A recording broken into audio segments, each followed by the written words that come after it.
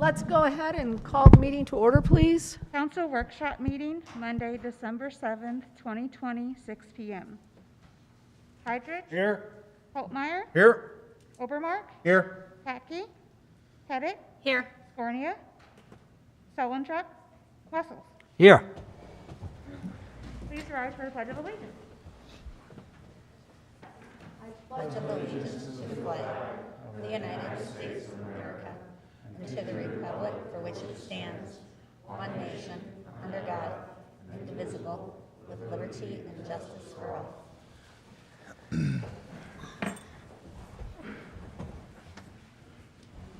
Will all the committee members answer if they have or have not read the minutes of the meeting dated November 2nd, 2020? Heidrich? Aye. Holtmeyer? Aye. Obermark? Aye. Pettit? Aye. Wessels? Aye. Having read the minutes, are there any comments or questions? Make a motion. Second.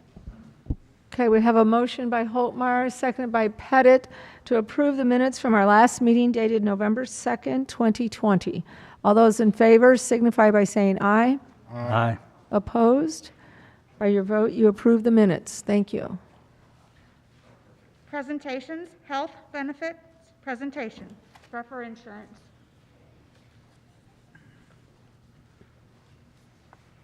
Good evening. We have with us Shreffer Insurance, and the representative tonight is Luke Shreffer. He's going to present our benefits renewal information.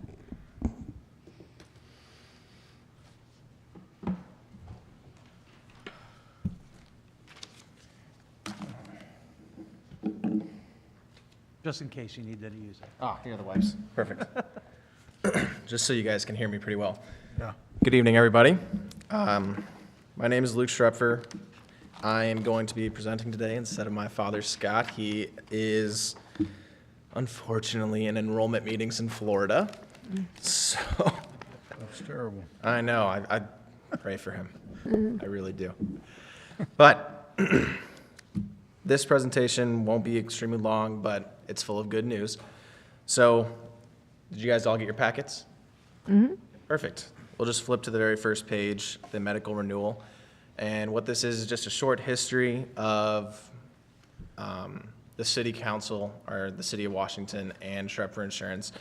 So over the 5 years, or the last 5 years, we've had an average of a negative 2% on your renewal, which is pretty stellar, especially because trend is typically 10% year to year. And on top of that, you guys offer pretty stellar benefits to your employees at a $0 deductible and 100%, which is awesome. This year, 2021 to 2022, we got you guys to a 0%. So you're flat even, same benefits, nothing to worry about, nothing to stress about, changes health-wise, which is great, especially with all the craziness going on right now, huh? What I do want to mention is that this 0% didn't come easy. The carriers are currently trending probably 7 to 10% because of backed up surgeries, miscellaneous things because of COVID, putting such a high demand on the market, I guess you would call it. But we went and we shopped it out to all the other carriers, beat them down a little bit, and here we are. All right, we'll move on. Wellness is the next thing we want to touch on. So this is pretty cool. Just so you guys know, I'm not sure if you are aware, but wellness program offered through Anthem, coupled with the city's incentive on payroll deduction savings, there were only 6 employees with the city that didn't complete their wellness exams, which is Wow. awesome. We very rarely see that with even our largest clients. It's tough to get everybody to participate in something like that, and it's a good sign for the city. But Get Strong is something new. It gives $200 to employees and another $100 to their spouse if they do go and complete their wellness checkups, flu shots, tobacco-free certifications, things like that. So that's a pretty awesome benefit that the Anthem's offering this time around. Moving on to the next page. This is kind of what I was talking about on the wellness, on the medical, and it's the COVID projected claims costs. So, as I said, 7 to 10% for 2021 because of all the pent-up demand on the hospitals. We paid a decent amount of money to get in on a lot of presentations from the carriers and from the health market, our providers. And what they're thinking realistically is probably 2 to 3%, but that's not what the carriers are wanting to do. They're wanting to cushion it a little bit, so they're projecting 7 to 10. But as I said, nothing to worry about, 0%. All right, let's talk about ancillary. Again, you got the past 5 years laid out here, negative 4.2%, which is stellar. I mean, this coming year, you guys are at a negative 14%. We did switch carriers to Equitable to achieve that. Equitable has been doing a stellar job for us. We recently signed several school districts and put Equitable with them, and we've had no complaints, nothing but praise for their customer service, their network, etc. They're a good partner, so we're very comfortable switching you guys to them. And as you can see, minus 14%, and that's from this current year. That's not minus 14% from the renewal they gave you. So your costs are effectively decreasing, which is great. And that's dental, right? That's, Dental and Dental, vision. vision, others? Okay. yep, the whole caboodle. And then another thing to add on the bottom there is the rates will be locked in for 2 years on the dental and 3 on all the other lines. So you're going to keep these rates for the foreseeable future. And then the last page, the last couple pages, is something that personally I've been spearheading for Stretford Insurance, and I'm really excited to start working with the city on this, and we already have, in fact. It's Employee Navigator. So what it is it's a benefits platform and kind of an HR assistance software. It makes everybody in HR have a lot easier life, essentially. It allows for online enrollment. It allows us to distribute documents that are required and alleviate some liability on our end and on your guys' end as far as women's health and cancer rights documentation, CHIP notice, all the stuff that, not that you would ever forget, but just in case, right? Safety net.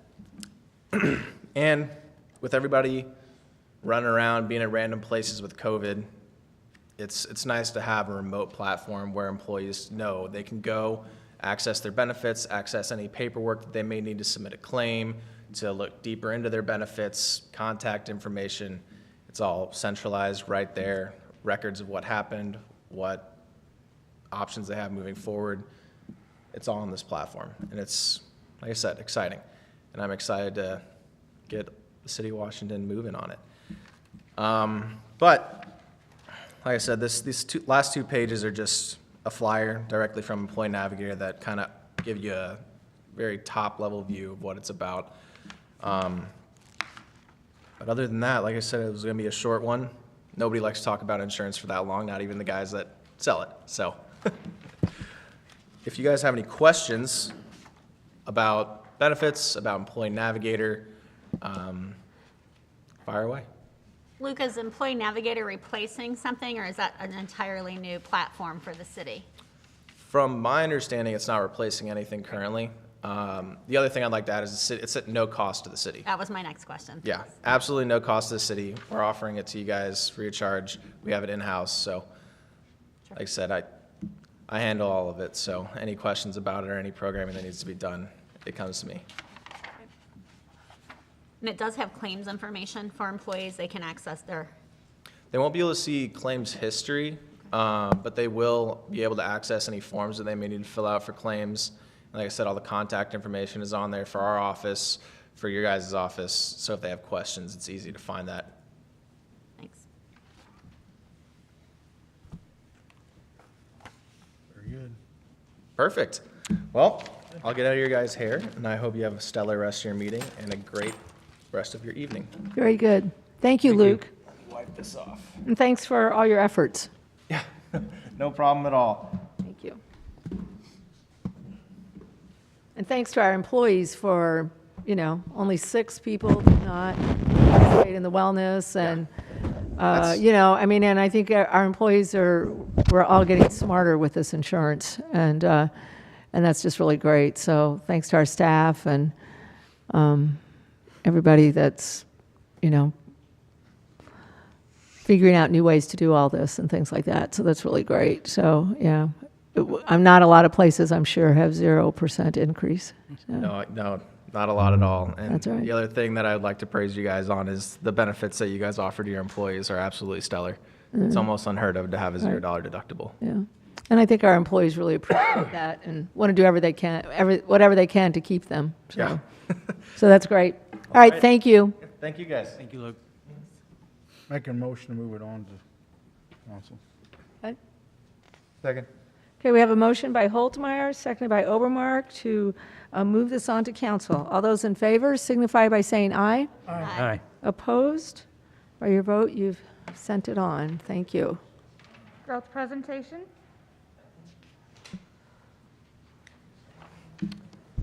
All right, good evening. If you remember last month at the workshop, Sandy asked me to bring this to you at December's meeting and just kind of go through some of these slides. This has been coming up at quite a few of our meetings, just the discussion of growth in Washington. Is it stagnant? Are we doing enough? And some policies that we've adopted. It's been coming up at 353 meetings, our 353 redevelopment, and our Washington Civic Industrial Corporation. And so I have given this presentation at both of those groups. And Sandy was at the 353 one, and we thought it'd be a good idea just to kind of go through those with you tonight and share some of the information with you. Most importantly, to kind of just give a recap of some of the policies we've adopted since 2016, I guess 2015, going back on some of them, and some of the changes we've seen from that, and kind of just getting the wheels turning to move forward and how we want to continue to grow for this next decade. So some of the policy changes that we adopted to kind of facilitate and incentivize growth in Washington, there was 5 things here we're really focused on.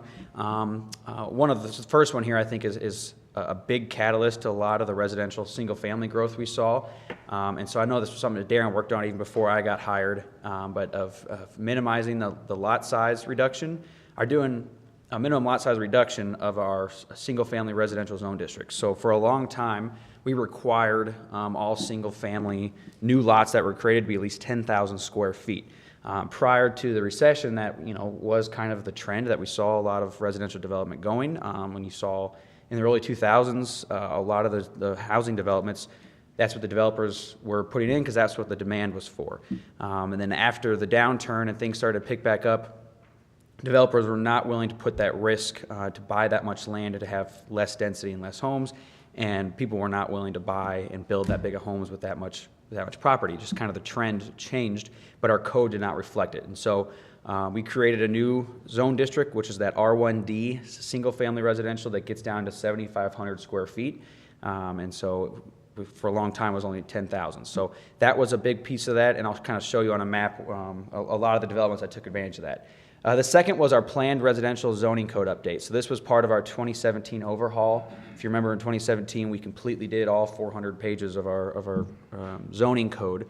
And part of that was having updates to our planned residential. And this allows for developers to get creative and unique with their residential developments, whether it comes to density for a multifamily or smaller lots for an infill development of residential. It gives them the opportunity to kind of fit into the topography, into the neighborhood in a way that the existing code wouldn't. And you've already seen that a lot this past, in 2020, at least 3 developments have requested that, and it opens up that opportunity for more creative development that you didn't see previously.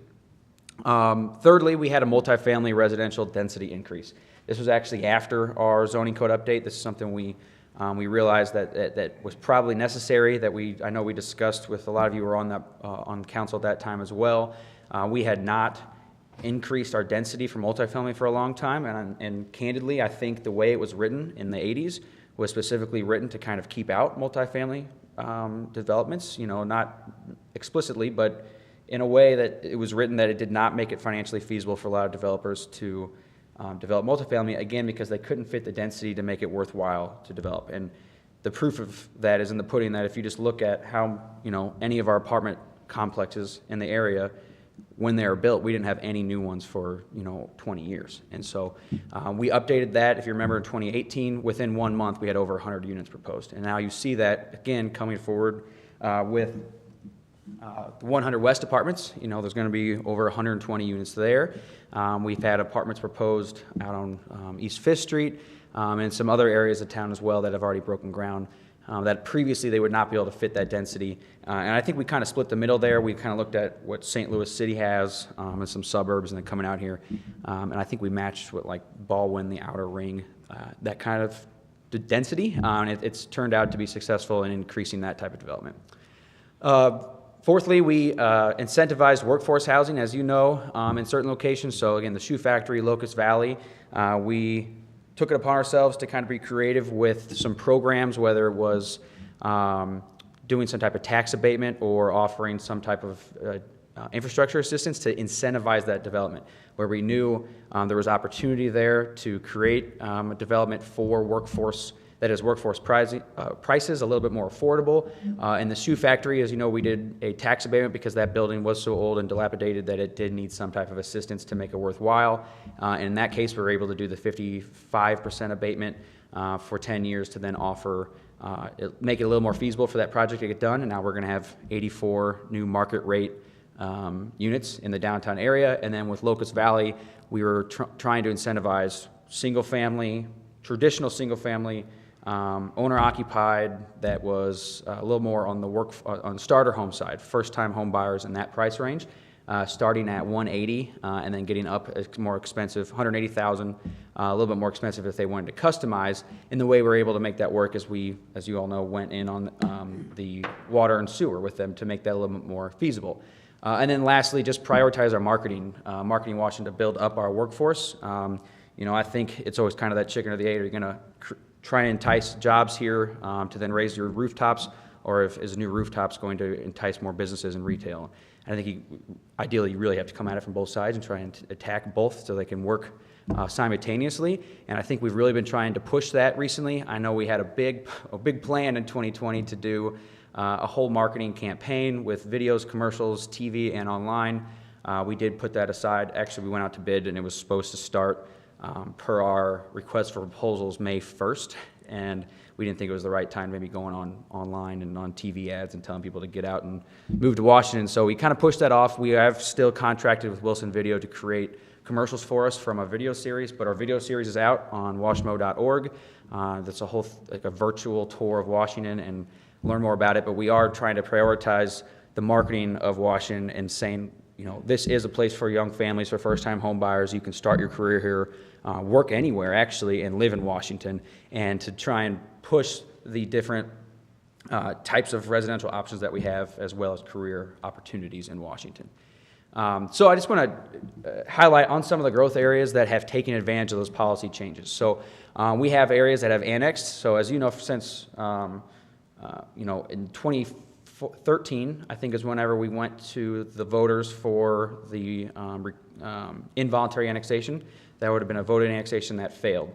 And so since then, any annexation we've seen has obviously been voluntary annexation. And all of these on the left-hand side are developments that have come in since 2016 on their own to the city limits and have used one of those new developments. So Malvern Hill came in the R1D to get smaller lot sizes to fit in 60 homes on that farm. Overlook at Weber Farms did the same thing. They were able to fit 82 units on that because they were able to get down to 7,500 square foot lots. The Camp Schroeder Farm, this is one that and the final annexation is on for tonight. We've kind of been piecemealing it. But again, they came in as multifamily, and just with the size of that it's a possible 300 units there. Meadow Lake Farms, as you all know, is existing, but they were able to come in, annex in April. That's 58 units. And then the 100 West Apartments has 116 units right now, and they're actually building a little bit more townhome style as we speak. If you drive by, they're under construction now. And then the infill developments here, again, these are developments that were able to take advantage of some of our new policy changes, but we're already in the city limits and were properties that weren't being utilized. So I think it even just shows that our progressive policies not only allowed for more property to become annexed and develop on, but we had existing land that was sitting vacant or not being brought to its full capacity, and they were able to take advantage of that. So Stonecrest added a Phase 3 to connect to Phoenix Center, and they downsized from 10,000 R1A to R1D because it made it more feasible, and that's what the demand for houses really are right now, for those smaller lots. Able to fit 51 homes on there, and that is significantly more dense than what they had previously.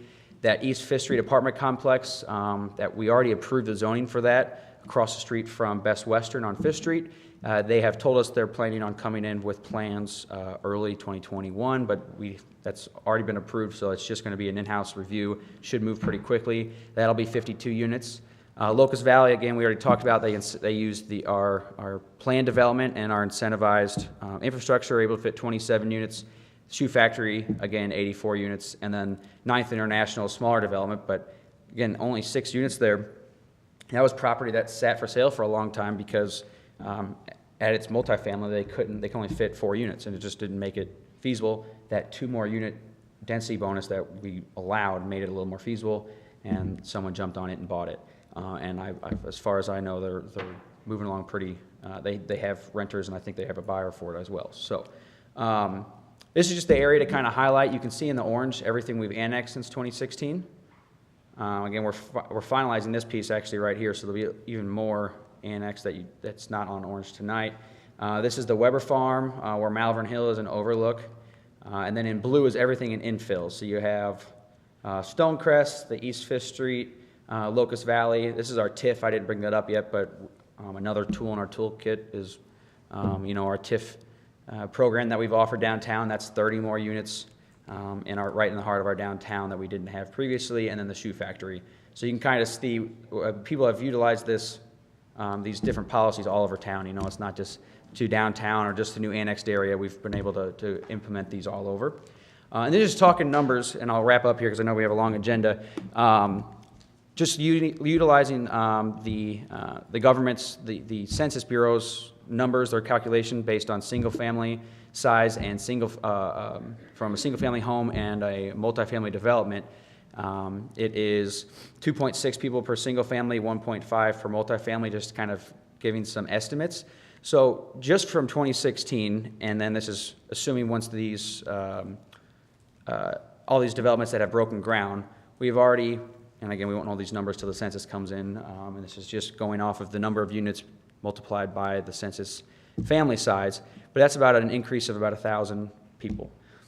So it's not terrible. When people ask, it seems like Washington's booming. How is your housing market? We have seen housing permits definitely increase. Last year was the first time we saw 100 new housing units for the first time since 2006. There was a year, I think, in 2012 that we only saw 11. So obviously there was a really slow few years there. It's come back up.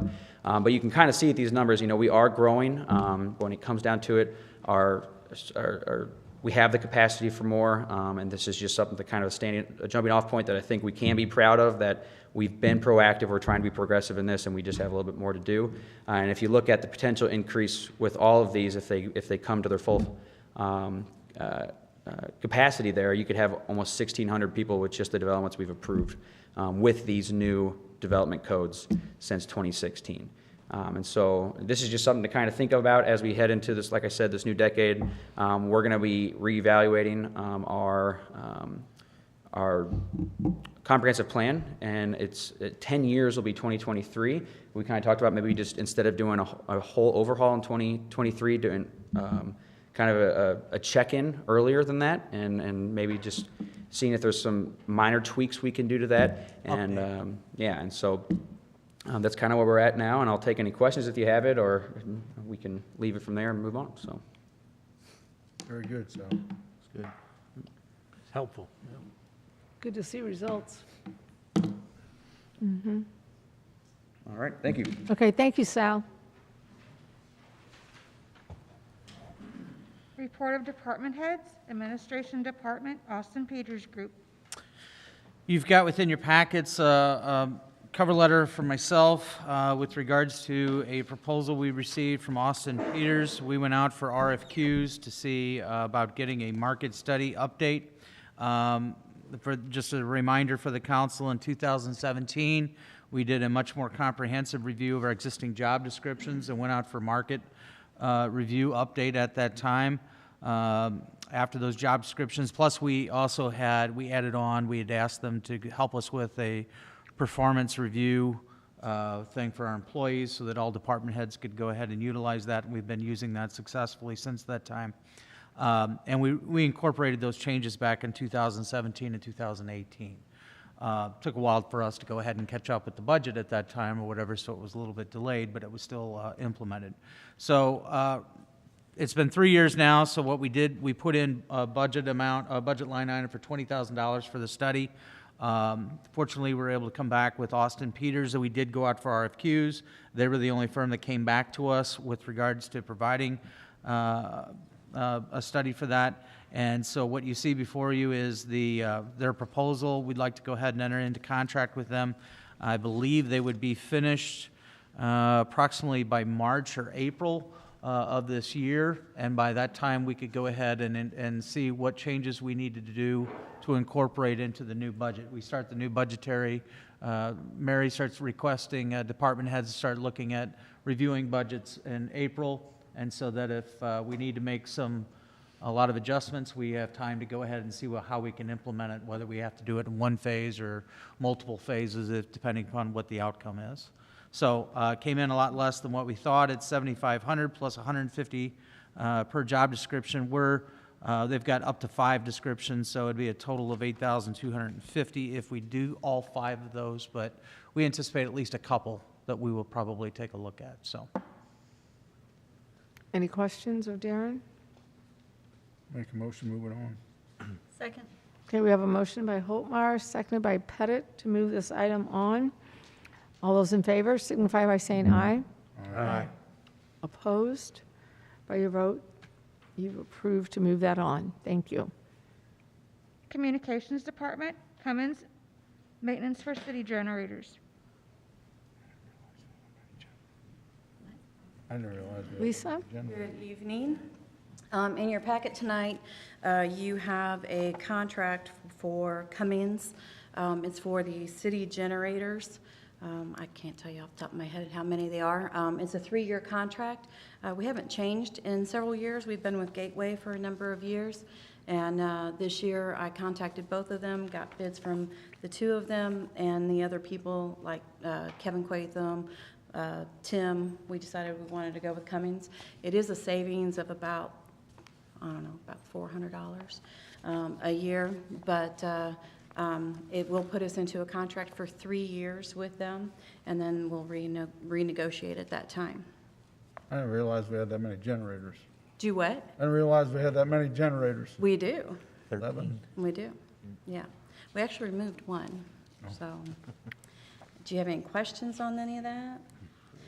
The other thing that I wanted to share with you all tonight, little update on New Haven Police Department. So we've been dispatching for them for now 2 months. Everything has been going very well. I've had lots of conversations with the chief, with some of their officers and so forth. They are very satisfied with the service that we are providing them. And almost weekly I get a phone call complimenting us on the way we handled the call that they were on, or thanking us for just doing a status check on them when they were out on a traffic stop. That being said, on the heels of New Haven PD, I was contacted by the police chief of Berger PD. He is a one-man show, but he has been talking with New Haven and then approached Darren and I. He would also like to come to our dispatch center. I will tell you that his call volume, he literally had 68 calls for the entire year last year, from October 1st of 2019 through September 30th of 2020. He literally had 68 calls for service. He is a part-time police chief. Like I said, he's one person, and he has a canine that assists him on his stuff. So we've been talking with him, and in this next, in your next meeting, you'll have a contract for him. Right now, he's not paying Franklin County anything. He is, but but I don't know how to say that. Well, I think we're looking at We're a doing a pro, cost assessment between what Yes. New Haven has been paying us, and we are going to base that contract on what New Haven is paying us, since he had no basis of what he had been paying, because he was paying nothing. One of his things, because of where Berger is located, and there weren't any radio towers in that area, he's not had any radio communication, so a lot of times he's on his own when he's doing traffic stops and so forth. We've done some testing with him being on New Haven's frequency, and he's able to get out in the spots that he doesn't have service at this point in time. So you will see something, again, just like New Haven. It will be a one-year contract to see how things go, and we'll go from there. Nice. so we'll be able to evaluate after a year, see how things go, what we anticipated, and then reevaluate it at that time. Yeah. Any questions? So the problem with Franklin County is dead spots in the radio system? Yeah, and that, and everybody is, kind of a lot of the same issues that when New Haven came to us, said everybody's on the same frequency. They didn't feel like they were getting the services that they felt that they deserved. They didn't get answered, acknowledged, nobody checked up on them, all of those things. So, and when you're the only person out there, I assume that's probably pretty scary. So I know New Haven PD backs him up a lot.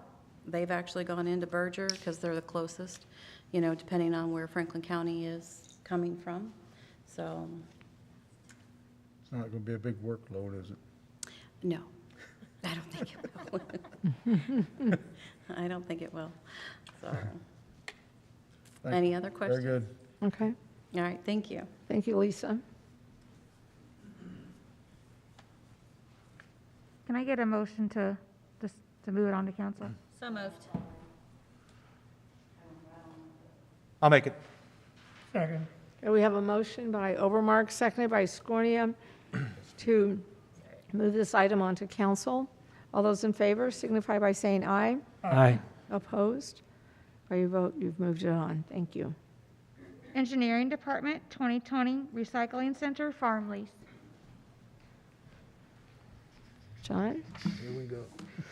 Okay, good evening, council. First item here, Recycling Center Farm Lease in your packet. You'll see we put together just a cover letter of 15.25 acres at the recycling center. It's in the back, kind of next to the shooting range. I don't know if you're familiar with that area, but it has been under, I think, production since 2010, I think prior to that as well, but under a lease with the city since 2010. What you'll see there is we did set a minimum bid, a reserve bid of $75 an acre. That was standard, essentially what we did over even at the farm ground over at the airport. We did call around prior to setting that 75 to come up with some sort of a market analysis. Obviously, some people won't give me a number, some did. So we felt that that was relatively good, $75, with it not being prime bottom ground. So with that, we received two bids, Mid River Valley Farms LLC, $78.25, and then John Jack Brinker, $106 per acre. The current lease was $350 a year as a flat rate. Doing some research with Sherry, that's actually been that rate since 2010. So it has not increased since 2010. That comes up to somewhere around $23 an acre. So you'll see, I think we got a good market rate there. So we're just asking council to move forward with that. That is a 5-year term, and it does, using our kind of updated standard bid document for farm lease. So if any questions, I can answer them. Make a motion, send it on. Second. Okay, we have a motion by Holtmar, seconded by Pettit, to send this on to council. All those in favor signify by saying aye. Aye. Opposed? By your vote, you sent it on. Thank you. Okay, the second item is the AWAS system, which is Automatic Weather Observation Station. Kevin Hellman's here if you have any questions specifically on the system. I'm not a pilot. I don't know how to use it at all, but Kevin's here to answer those questions. But essentially, this was, it's a piece of infrastructure, just helps the pilots when they're landing, just general weather type situations. I use it, just rainfall events, those type of things as well. So it has facet use. It was kind of on its last leg. They couldn't get parts for it. We had some failures on it, and it is a pretty important component over there. So we were looking to replace this regardless. CARES Act, the coronavirus relief package, it actually allocated $30,000 in monies directly to the airport. That is separate. I don't want anyone to think it's part of the counties. This is totally separate. That was allocated to airports of our size. So we received $30,000 specifically for that. We could utilize that for capital improvement projects or any operations. I think I briefed you on that maybe 6 months ago, 5 months ago when this became available. But essentially what we came to was to update this. We felt the reason why is this was a safety component. It does help with just air traffic in general. It kind of fit the mold a little bit, maybe what the priority was. I know MoDOT and the FAA were kind of excited about us using the funds for that. The remaining balance, we'll work with finance on getting those operations, things such as if there was extra man hours or things throughout the whole thing to get those paid for, just so we realize the benefit of that $30,000 that was earmarked and sent to our airport. So this just requesting your approval for that purchase so we can move forward with getting that taken care of. Okay, I entertain a motion. Any questions or comments? Hey, Kevin, how old is the existing system?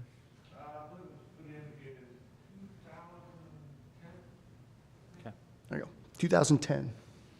Will the one there be down while we install the other, or seamless? I'd have to defer. Yeah, we do have a period of time that because this piece has to be certified through the FAA and NOAA, the weather observation people.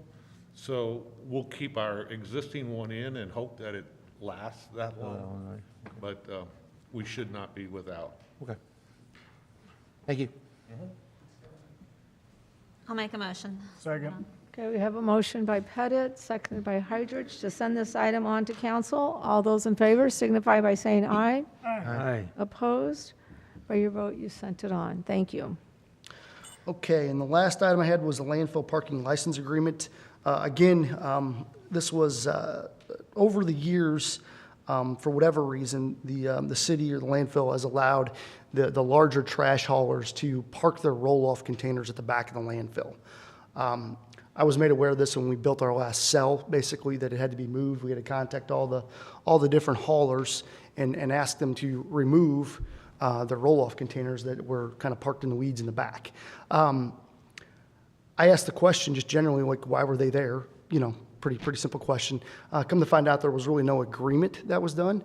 And so when we purchased the 9.72 acres just to the south of the landfill, obviously we're not doing anything with that right now. So the idea was, well, we'll allow you to continue to park your roll-offs there, but it's going to be at a fee.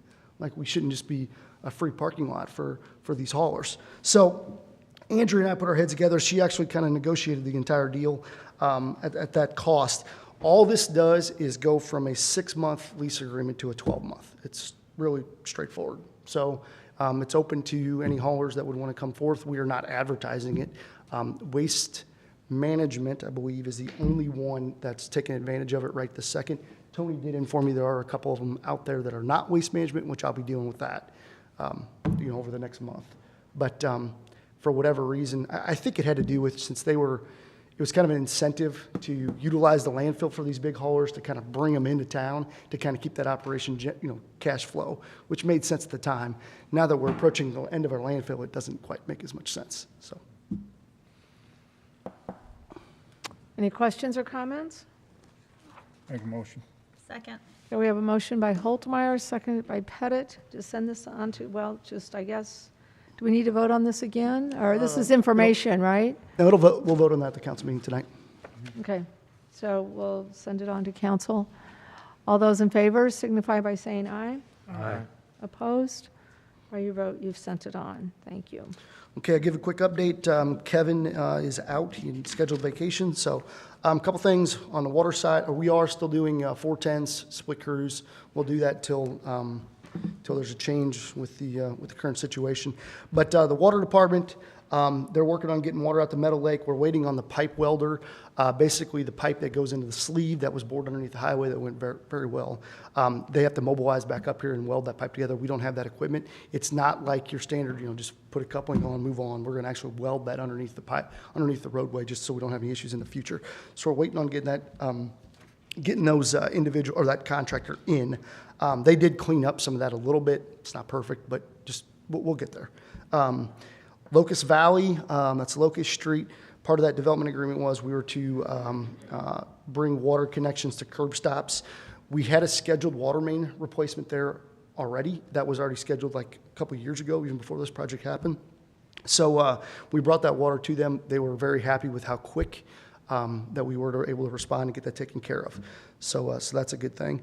High Street paving from 100 to 5th Street.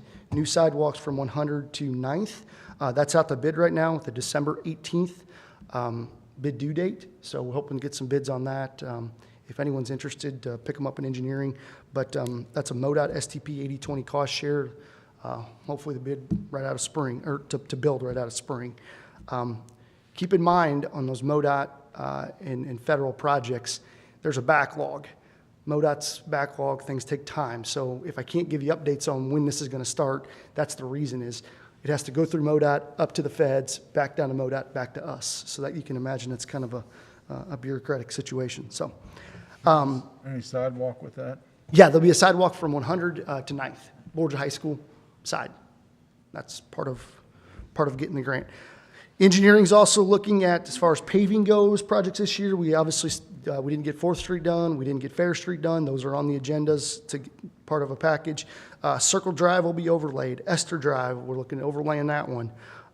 Market Street, depending on if all the utility cuts are done, I'll probably look at doing Market Street, just a little block. It won't take much to get that taken care of.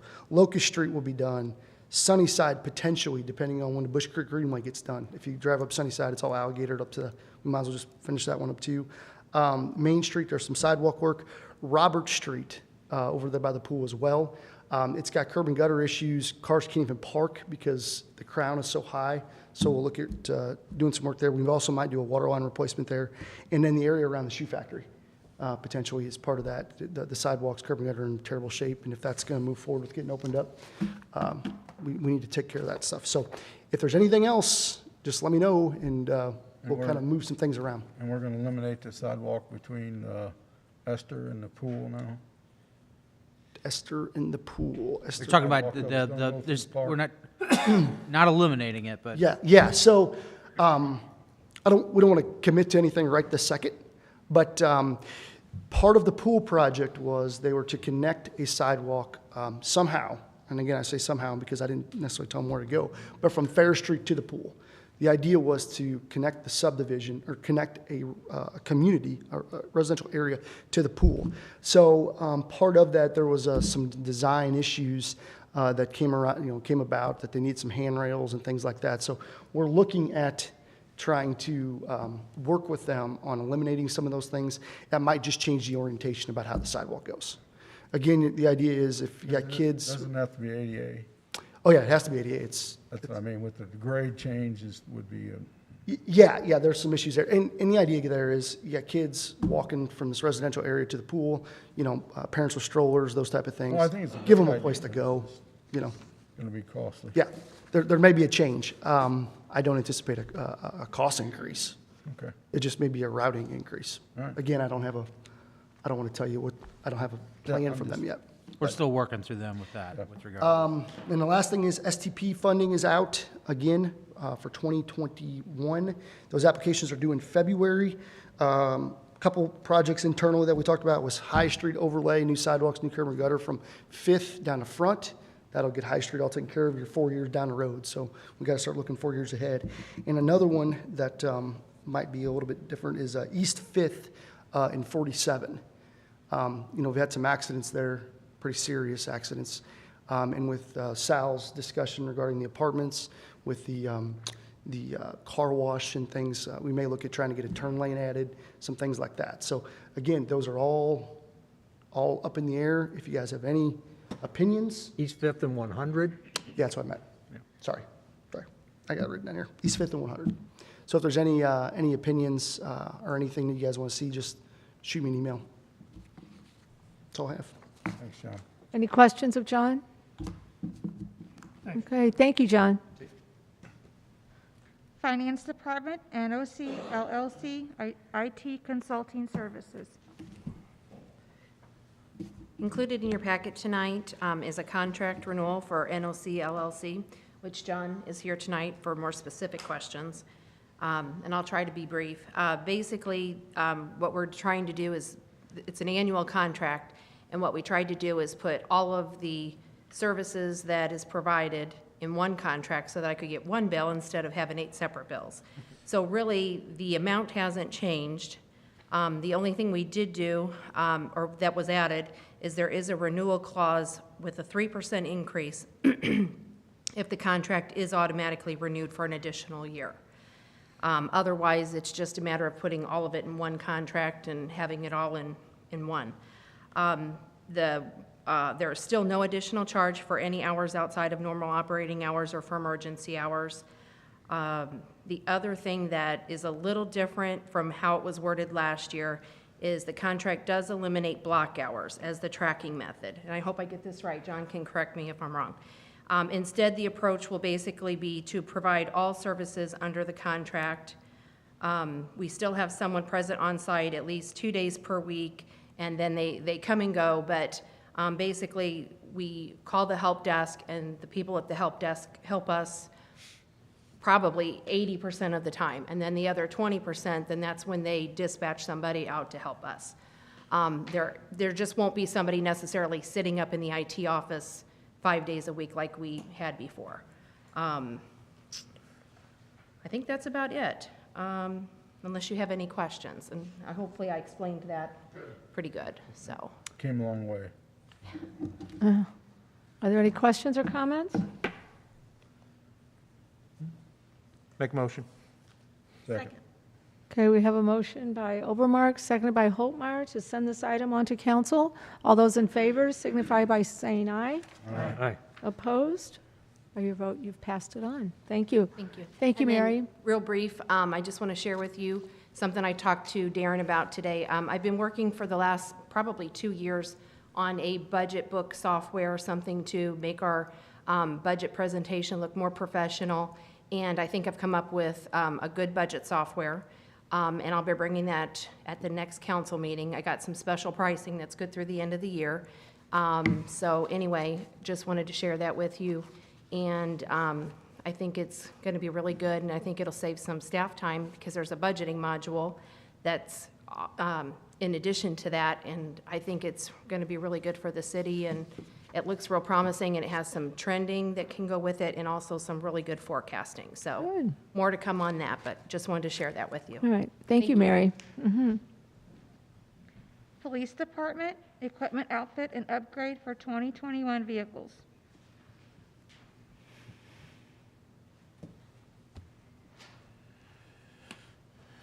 Evening, council.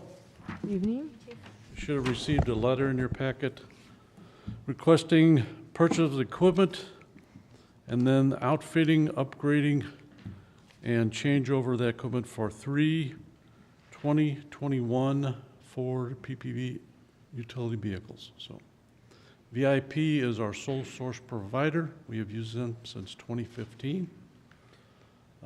We use them for standardization so that any officer can go to any car on the vehicle and it's all set up the same. He doesn't have to worry about what control he hits for what car he's in. Shotgun racks work the same.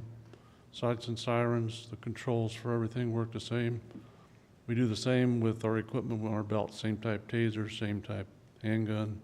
Standardization keeps, I can go to an officer and take something from him and use it if I need it. Same tourniquets everybody carries. So we do the same with vehicles to keep it all standard. On VIP we've used, and they are an excellent company. Matter of fact, when we've used other vendors, we have gone to them to repair it, and they have corrected a lot of mistakes from a vendor we used in the past. So they're an excellent company, and they do what we need them. So I request we'll need an ordinance passed at regular council meeting to approve that funding. Chief, is this, are these budgeted right now, those items? Actually, so in 2020, back in March, I brought to you 3 vehicles. Then you approved it, made an ordinance sales contract. COVID. Ford plant shut down. They started back up and stopped making 2020s. So they gave us 2021s under our contract at 2020 prices. The money we would have used to outfit them was the same money from that budget. So that's a carryover. Okay. We still have 3 vehicles this year with equipment to get. Thank you. Okay, any other questions? When will these be delivered? Vehicles are delivered. They're sitting there waiting to be outfitted. Just gotta outfit them. So you'll have them within, takes a week or so for a vehicle, so you have them about a month, all 3 of them be on. And then Mr. Scarney will get his own vehicle, so he'll be happy. There we go. He's been waiting for that for a long time. He's been waiting for a while. If that's 3 the years, case, is that we're it? not, we're not who's passing counting, this Mark? on. Only you. Time flies when you're having fun, Mark. Okay. Any other questions? Make a motion, send it on. Second. Okay, we have a motion by Holtmeyer, seconded by Pettit, to send this item on to council. All those in favor signify by saying aye. Aye. Opposed? By your vote, you sent it on. Thank you. I have one other item for you. It's a report item. So back in April 27th, after we reviewed how leaving without payings were handled in the city, we had been getting a large number of them. And we had to put a lot of time, investigative effort, identification, review of videos to solve these. We always want to work and solve crime, but also we look at how do we mitigate crime, how do we make it harder for criminals. So I enacted a pay at the pump back in April 27th, 2020, so that every fueling operation in the city, every fast trip or mobile or whatever gas station, had to have pay at the pump if they wanted us to prosecute people for leaving without paying. So before that, 6 months before that was enacted, we had 32 cases of leaving without paying. Since we started that in April, which has been 7 months, we have had 1 case. And that case actually was not a leaving without paying. It was from a business that does not do pay at the pump, so we wouldn't take that report. But the gentleman also decided to steal things from inside, so we just combined them both on him. So. Good job. Nice job. Excellent.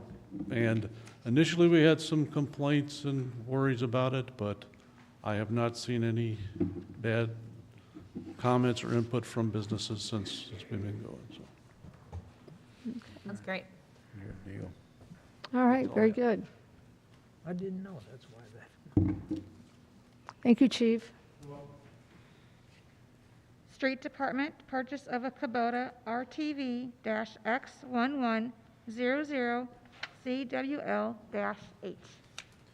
Good evening, Council. Tonight, we're asking Council to consider our purchase of a Kubota RTV for our landfill operations, mainly for our laborer. He can use this for picking up litter, especially on the surface of the landfill where you don't really want to drive trucks around or vehicles. We're also getting a seed spreader for the back of it. We're going to use that for seeding large areas. We can also use it for DNR inspections and engineering operations out there along the landfill. We budgeted $23,000. It came in at $20,000. So, and it's a diesel operated one, and we have a diesel tank out there, so it's just a pretty good fit for us. Okay. Any We did- questions or comments? We did purchase that under the Sourcewell bid contract. Have any other bids on this, Tony? No. We did reach out to our water department. They have an identical vehicle, and they're completely thrilled by it. We also spoke with a contractor who does the grave digging over at the Borgia Cemetery, and he has a fleet of them. He said he wouldn't do without them. He said he loves them. So we got some good feedback on it. Okay. Make a motion, send it on. Second. Okay, we have a motion by Holtmeyer, seconded by Overmark to send this on to council. All those in favor signify by saying aye. Aye. Opposed? Your vote, you've sent it on. Thank you. And then just a real heads up, a quick heads up, we did finish our leaf cleanup operations today. So today was the Oh, last good. day. Yep. Okay. Looks With good out there. With all the leaves of the first round, it took us so much longer to get the first round done, but it just made the second round so much easier, so. That's great. It looks good. Yep, all right, well, thank you. Thank you.